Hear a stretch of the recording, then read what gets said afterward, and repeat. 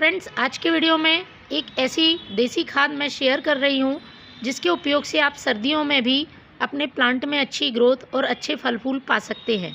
सभी पौधों के लिए समान रूप से उपयोगी ये खाद एनपीके से भरपूर है और इसके उपयोग से आपके प्लांट में फ्लावरिंग तो होगी, फूलों का साइज़ भी बहुत बड़ा होगा।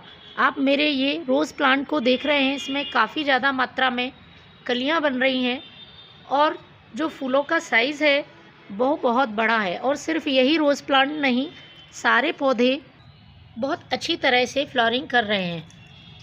तो फ्रेंड्स, यदि आपके विंटर फ्लावरिंग प्लांट जैसे कि गुलदाउदी है, इसमें भी यदि फूल नहीं आ रहे हैं या फूलों का साइज़ बहुत छोटा है, तो आप इस फर्टिलाइज़र को अपने प्लांट में यूज़ कर सकते हैं। अच्छी ग्रोथ और फूलों को साथ साथ ये फर्टिलाइज़र पौधे की मिट्टी को उपजाऊ बनाएगा, मिट्टी के पीएच को बैलेंस करेगा, क्योंकि जब तक मिट्टी का पीएच बैलेंस नहीं होता है पौधे पर किसी भी तरह का फर्टिलाइज़र असर नहीं करता है। इसलिए फूलों वाले पौधे के लिए उसकी सॉइल का एसिडिक होना ज़रूरी है। साथ में सर्दियों के मौसम में हमें प्लांट को इंसेक्ट से भी बचाना होता है। यदि मिट्टी में किसी तरह के इंसेक्ट, फंगस या चींटियाँ हैं तो इस फर्टिलाइज़र के उपयोग से वह भी दूर होंगी। 3 चीज़ों को मिलाकर मैंने ये फर्टिलाइज़र बनाया है। हमें बहुत ही आसानी से उपलब्ध हो जाती हैं और पौधे की सारी ज़रूरतों को पूरा करती हैं। तो चलिए शुरू करते हैं इस फर्टिलाइज़र को बनाना। तो इस फर्टिलाइज़र को बनाने के लिए सबसे पहले मैं यूज़ कर रही हूँ ये गोबर का खाद। ये पुराने गोबर का खाद लेना है आपको। आप अपने पौधों की संख्या के हिसाब से इस फर्टिलाइज़र को कम ज़्यादा बना सकते हैं। तो मैंने 2 मुट्ठी ये पुराने गोबर का खाद लिया हुआ है।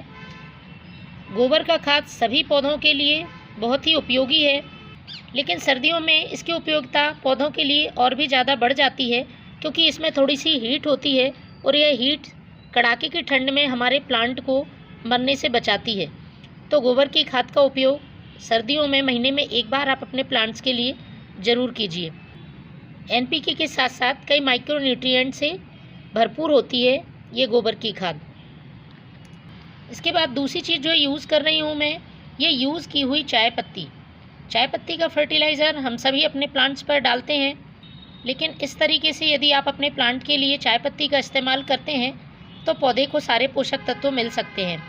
चाय पत्ती में नाइट्रोजन के साथ साथ कई पोषक तत्व मौजूद होते हैं। इसके साथ ही इसका एक फ़ायदा है, ये प्लांट की सॉइल को एसिडिक कर देती है। तो यूज़ की हुई चाय पत्ती जब भी आप उपयोग में लाते हैं, इस बात का ध्यान रखें अच्छी तरह से धोकर सुखाई गई हो। गीली चाय पत्ती का और बिना धोई हुई चाय पत्ती का आपको यूज़ नहीं करना है। यदि आपके पास यूज़ की हुई चाय पत्ती नहीं है तो आप फ्रेश टी लीफ का भी यूज़ कर सकते हैं, लेकिन उसकी मात्रा आपको इस चाय पत्ती से आधा कर देनी है। तो मैंने 1 चम्मच ये यूज़ की हुई चाय पत्ती ली है।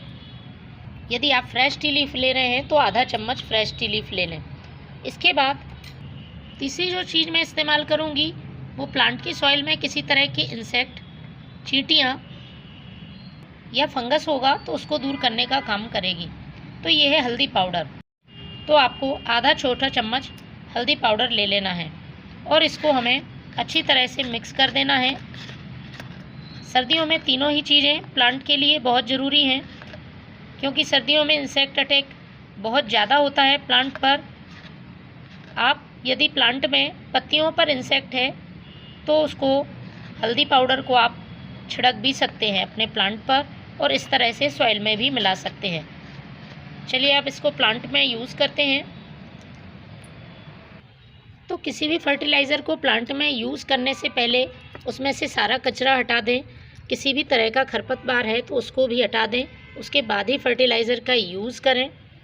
और 1 दिन पहले मिट्टी की गुड़ाई ज़रूर करें। देखिए मेरे यहाँ बारिश हो गई है, इसलिए मिट्टी में थोड़ी सी नमी है।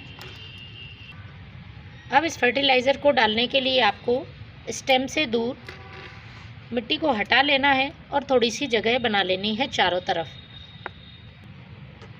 और आपको अपने पॉट की साइज़ के हिसाब से फर्टिलाइज़र का यूज़ करना है।